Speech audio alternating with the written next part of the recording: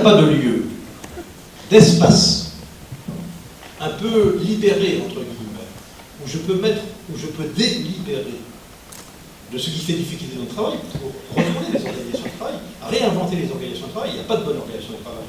Il y a des organisations du travail qu'on peut à chaque fois dépasser, etc.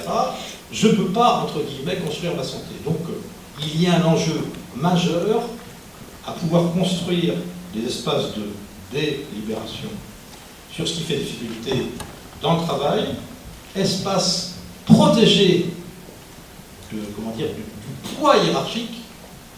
Et c'est les conclusions de cela qui doivent pouvoir repasser dans l'espace public interne de l'établissement, de l'entreprise, pour contribuer à faire évoluer les organisations du travail.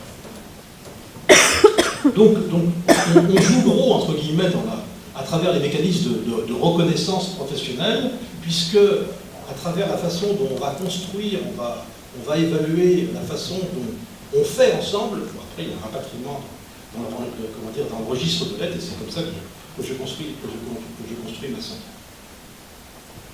Bon, je viens de le dire.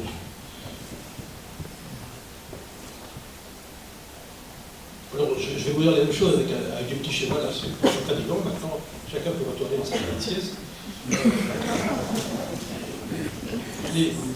Les souffrances professionnelles, c'est l'aliénation sociale. L'aliénation sociale, c'est... oui, moi je tape dans la butte comme un con. D'ailleurs, je suis plutôt fier de ce que je fais, et tous les soirs, je me regarde dans ma glace, quoi. D'ailleurs, il commence à y avoir beaucoup de buée. Il y a un peu piqueté, d'ailleurs, parce que le verre est de la même qualité, et la vapeur d'eau, ça ne le fait pas, quoi. Mais alors, ce que me renvoient les autres, rien. Je ne peux pas m'engager à moyen terme dans une activité professionnelle si je n'ai pas de retour du regard des autres, de mes pairs. Mes pairs, c'est pas mon chef. Mes pairs, c'est mes collègues. Les chefs, hein, ils ont des pairs aussi. Hein. Et les surchefs, tout le monde a des pairs, entre guillemets. Mais si j'ai pas de pairs, je ne peux pas bosser. Je ne peux pas bosser. Quoi. Ou alors, ça va être terrifiant. Quoi. Oui. On pense qu'on est le meilleur, quoi. Mais à force de dire qu'on est le meilleur tout seul, bon, ça ne le fait pas du tout. Donc l'aliénation sociale, bon, ce qui fait crever aujourd'hui les agents au travail, c'est vraiment la façon dont est obturé et cassé volontairement tous les mécanismes de la reconnaissance par autrui, en positif. La vraie folie, hein, l'aliénation mentale, hein, c'est quand la personne est isolée à la fois des mécanismes de reconnaissance et des mécanismes de télétravail. Et puis il y a l'aliénation culturelle, on peut en dire deux mots puisqu'on parle du management. Alors, évidemment, l'aliénation culturelle, généralement on dit c'est les sectes. Hein.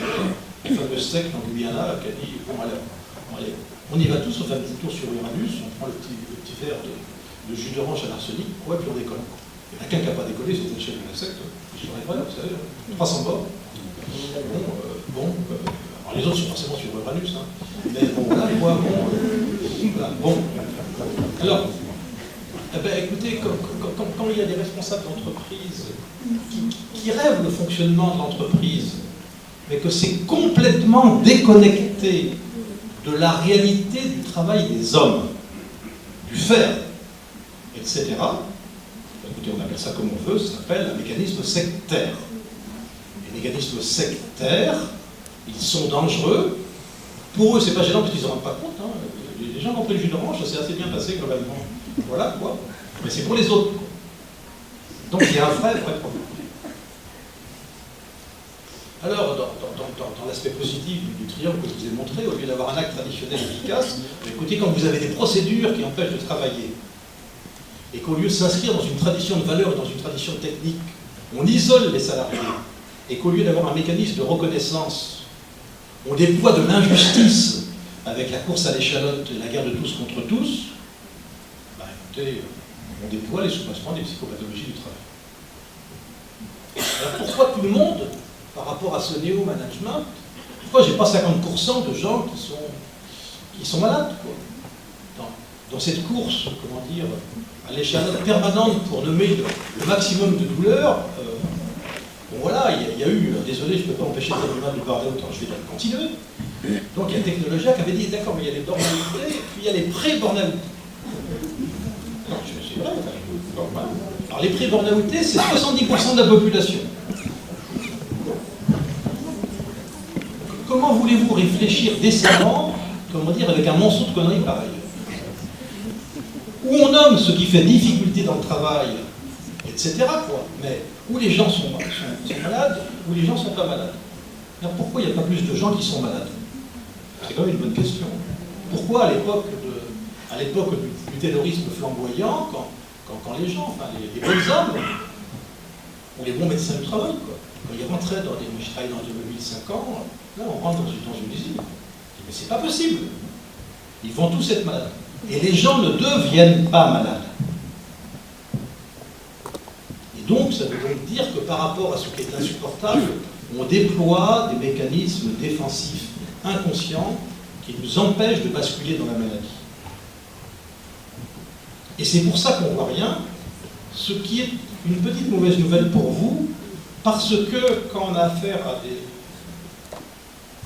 à des organisations du travail qui ont des pointes aiguës de maltraitance, à un moment donné, j'ai des changements relativement importants où ça ne le fait pas.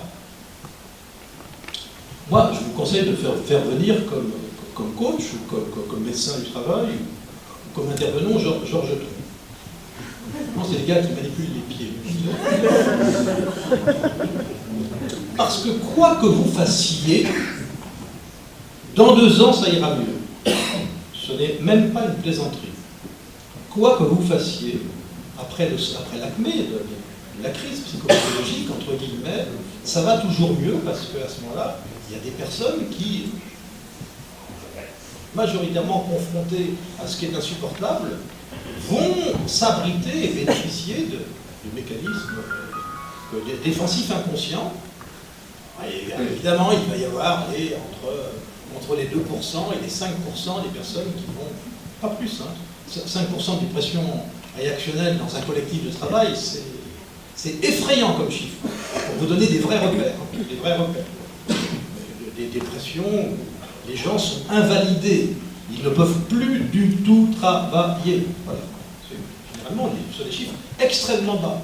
Donc c'est bon pour faire passer l'idée, ça ne sert à rien de vouloir chiffrer, parce que ça dépend en fait de qu'est-ce que je prends comme échelle. Je vais vous ai 25 échelles. En fonction de l'échelle que je vais dire, je vais être très haut, je vais être très bas. On parle toujours de la même réalité, et puis en fin de compte, où je joue sur la peur, ou je ne joue pas sur la peur. Mais ce qu'il faut retenir pour vous, c'est que généralement, on se défend pour ne pas basculer dans la pathologie. Alors le problème, c'est que quand je me défends inconsciemment, je suis quelque part du côté de l'empêchement d'agir. En gros, c'est un mécanisme aliénant. Je ne décompense pas, et j'ai absolument plus le projet de transformer le travail.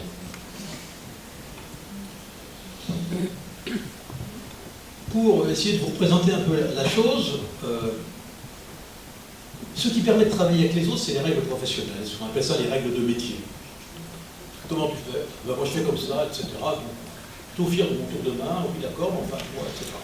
On se reconnaît, on construit des façons de faire. Dans mon métier de médecin, on a des façons de faire. Par exemple, ben, voilà, on a inventé, comment dire, l'alerte médicale collective. Enfin, voilà, on a des façons de faire. Et puis, voilà. Donc, l'inverse des règles de métier, c'est les systèmes défensifs inconscients. Ce qui peut être redoutable, c'est quand nos défenses sont perçues par tout le monde, donc par moi, parce que je ne me rends pas compte, comme les nouvelles règles professionnelles. Mais cette histoire est sans fin, parce que peut-être que mes règles professionnelles que j'ai aujourd'hui, peut-être qu'elles sont elles-mêmes défensives par autre chose. Donc, je ne vais pas aller du côté de la mise en abîme, parce qu'on ne va pas s'en sortir. J'essaie simplement de vous dire qu'il y a toujours 2 figures dans ce qu'on a par rapport au travail, ou bien, en fin de compte, je suis en capacité de discuter avec mes collègues quels sont les sous-bassements à travailler ensemble, et puis voilà, ce qui fait dispute, ce qui fait controverse, etc. Ou bien, en fin de compte, je suis aliéné par les défenseurs. C'est quoi les défenses professionnelles? Le désengagement professionnel, c'est une défense inconsciente, très efficace, du côté qu'on ne bascule pas dans la pathologie, mais on ne construit pas sa santé du tout là-dedans. On voit très rarement les gens rigoler quand ils sont désengagés professionnellement.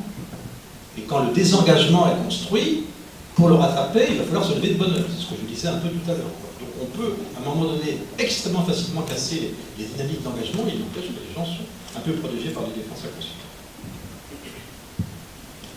Alors, on se défend toujours par rapport à des affects douloureux, et dans les affects douloureux dont on se défend, il y a la question de la peur. Donc en gros, la peur de, la liste est immensément longue, je ne développe pas parce que je sais que je n'ai pas le temps. Je voudrais m'arrêter 2 secondes sur la question de la honte. La question de la honte, par derrière la question de la honte, on va peut-être voir ça tout à l'heure, il y a la question de la souffrance éthique. Il y a la question de être amené à participer, à cautionner, ou à faire soi-même, ou à être à l'origine, en fin de compte, de saloperies par rapport aux autres. La honte ne peut pas se penser, la honte ne peut pas se dire. Dans les techniques médicales qu'on a par rapport à la prise en charge, non pas par rapport à la prise en charge, par rapport à l'élucidation avec les personnes de ce qui fait douleur, la cause de la souffrance professionnelle, la honte n'apparaît jamais. Elle apparaît comme des trous du gruyère. Il manque quelque chose dans le récit.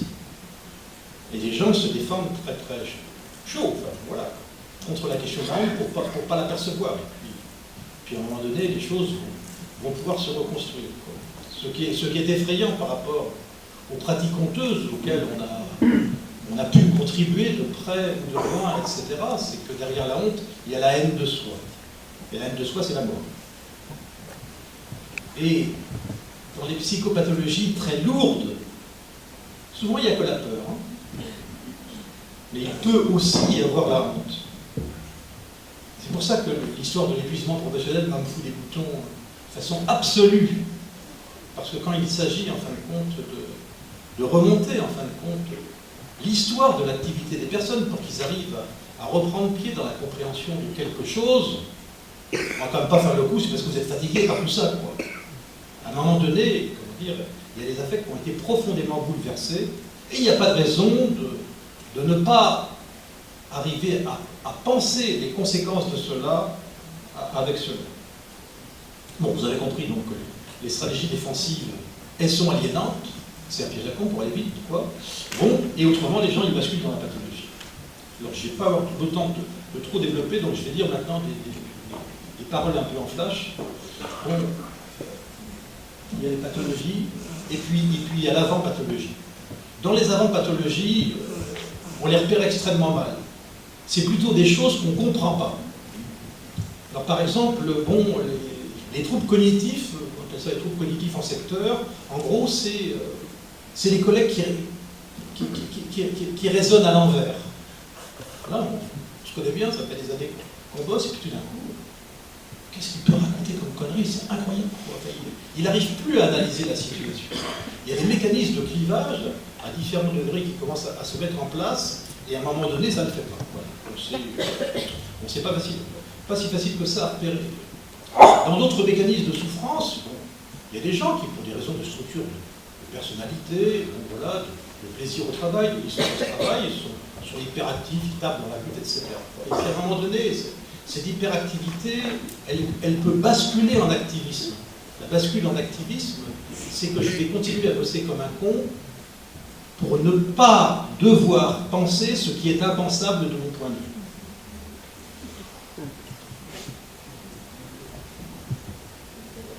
Alors, comment dire, s'engager à fond dans son travail pour ne pas penser, c'est un grand classique. Il y a des gens qui ont écrit des choses très intelligentes là-dedans. Par exemple, il y avait le débat sur, pour ceux qui connaissent le travail taylorisé, on disait les gens ils remontent la chaîne.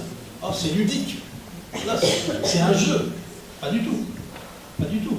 Pour arriver à tenir la cadence, je suis obligé de m'abrutir pour ne jamais laisser arriver la rêverie, parce que j'ai peur, comme disent les sportifs ou les chevaux, entre guillemets, de me... On dit ça pour les chevaux, là. Comment dire qu'ils vont se remettre à trotter après le galop. Donc à un moment donné, quoi, si je ne garde pas l'allure, je vais casser l'allure, entre guillemets.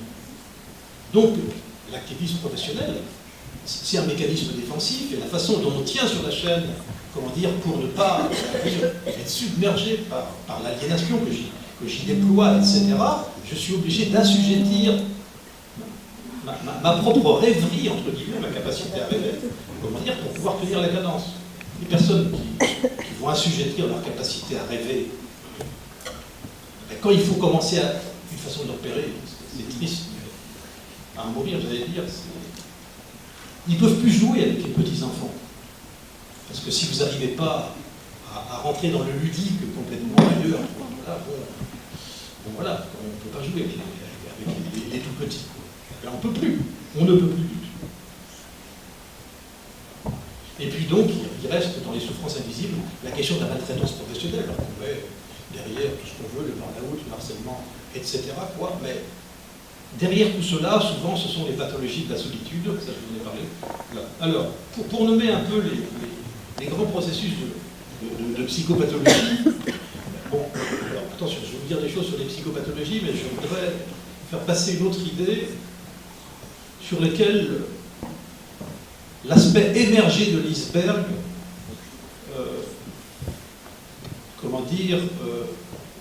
rend invisible non seulement ce que vous avez à l'écran, que je vais en parler, mais d'autres choses. Alors, ce qu'il n'y a pas, même pas sur mon transparence, c'est qu'on peut quand même penser que de très nombreuses pathologies auto-immunes,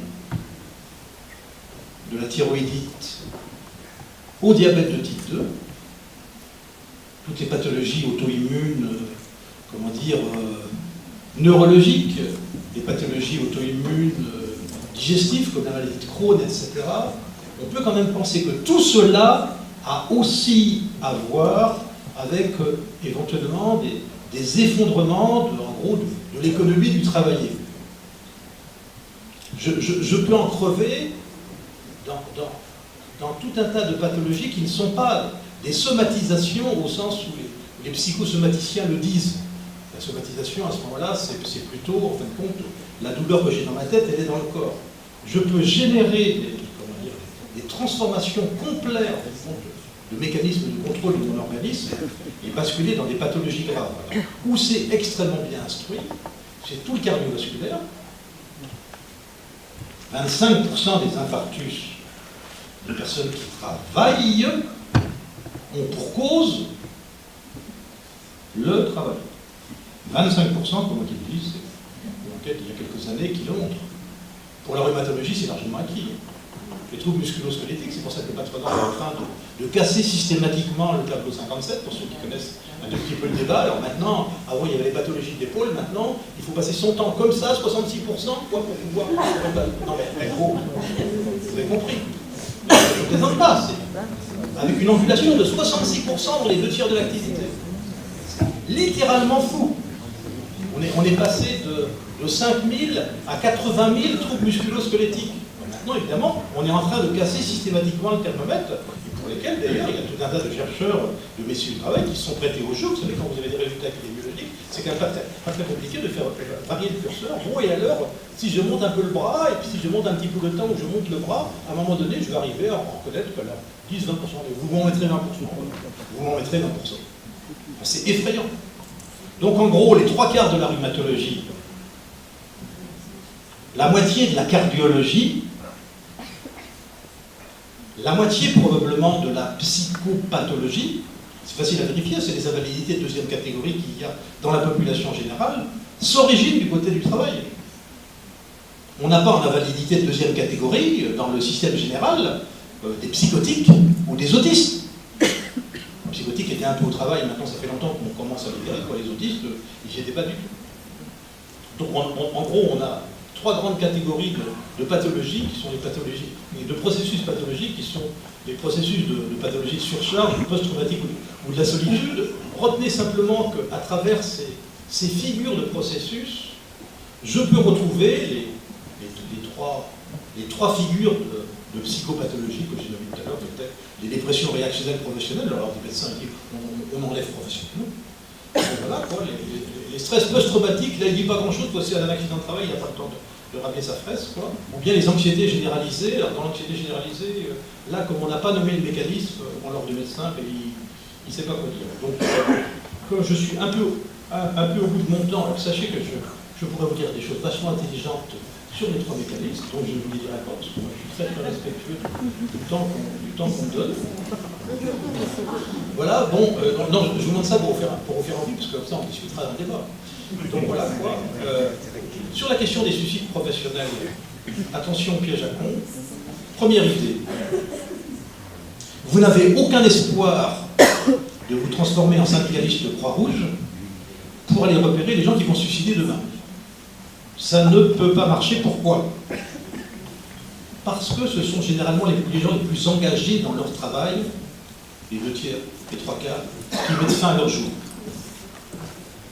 Et qui sont tellement préoccupés inconsciemment pour ne rien donner à voir à eux-mêmes que vous ne risquez pas de voir grand-chose. Et alors, je suis condamné à rien faire? Non. Pourquoi? Parce que le meilleur traitement, la meilleure prévention, entre guillemets, de la question du risque suicidaire, c'est la réhabilitation, le containement, la reconstruction des collectifs d'appartenance. Et si donc je suis capable de produire un discours de compréhension sur la causalité professionnelle, au-delà d'un cas individuel, mais systématiquement, de ce qui pourrait advenir quand les gens vont mal, entre guillemets, et ça vaut évidemment pour les gens qui sont moins atteints, entre guillemets, les collègues, ce qu'ils entendent, c'est malheur. C'est pas moi. Mais si c'est pas moi, je suis du côté du pourquoi, et du côté du pourquoi, je suis dans la compréhension des causalités professionnelles. Bon, je ne vous dirai rien des numéros verts et des coachings, etc. Je souhaiterais un jour que les syndicalistes intelligents ne signent jamais un accord pour habiliter les numéros verts, portent plainte contre tous les médecins de prévention, les médecins du travail qui osent afficher l'affiche du numéro vert dans leur salle d'attente. Parce que s'ils l'affichent dans leur salle d'attente, ça veut dire qu'ils engagent leur responsabilité professionnelle pour cautionner ce dispositif qui est un dispositif aliénant et qui, pour votre information, n'est pas un soin. Et en fin de compte, ce sont des soins illégaux à la main de l'employeur. Et un, ça ne sert à rien. Et deux, enfin, c'est abominable, etc. Quant au coach, de toute façon, il faut déjà avoir la mauvaise idée d'être cadre pour avoir un coach, parce qu'autrement, de toute façon, si vous êtes en bas de l'échelle, vous n'avez aucun espoir, etc. Bon, le coaching, c'est la grande avancée de la psychiatrie comportementale. Respirer, souffler, oui. Voilà. Et donc, moi, je plaiderais, entre guillemets, pour... je vais en terminer là-dessus, pour construire des espaces de délibération sur le travail. Alors, pour vous donner une image, mais qui n'est pas la bonne image, je suis désolé. En gros, ce serait des lois au roux, sans question au chef, sans la présence des chefs, et exclusivement entre collègues qui ne discuteraient que de ce qui fait difficulté dans le travail, et pas est-ce que moi, ce qui m'arrive, c'est plus injuste que toi, on n'en a strictement rien à foutre de ça. Mais est-ce qu'il y a une causalité commune? Et que dans cette causalité commune, comment je le comprends? Comment je peux la cerner? Comment je peux identifier des choses sur lesquelles je pourrais peser, entre guillemets, mais extrêmement concrètement, hein, parce que chaque figure d'organisation, dans des organisations semblables, est dissemblable par rapport à celle d'à côté. Et quand on a réussi à élaborer une parole sur le travail, sur les difficultés du travail, entre collègues, alors à ce moment-là, je ne vois pas pourquoi une direction ne pourrait pas s'en saisir, et je ne vois pas pourquoi les représentations du personnel ne pourraient pas s'armer par rapport à cela pour en faire quelque chose, et comme je l'ai fait assez longtemps, j'arrête.